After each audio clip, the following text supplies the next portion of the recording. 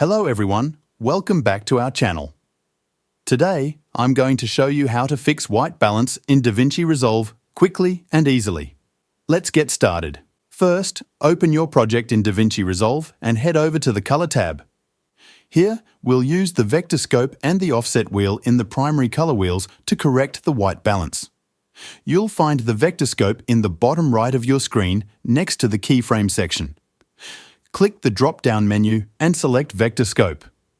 Understanding how the vector scope works is essential.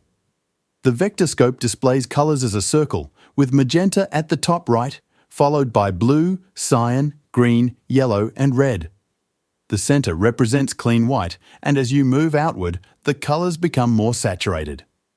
Now, let's start with our first image, which has a green and blue shift. Look at the vector scope, and you'll see a blob indicating the color shift. To correct it, we need to move this blob towards the center. Grab the offset wheel and move it in the opposite direction of the color shift. For example, if the blob is towards the blue and green area, move the wheel towards the red and magenta area. Keep an eye on the vector scope and continue adjusting until the blob is near the center. Let's check the image. It should now have a good starting point for further grading. Next, let's move to the second image, which has a blue shift.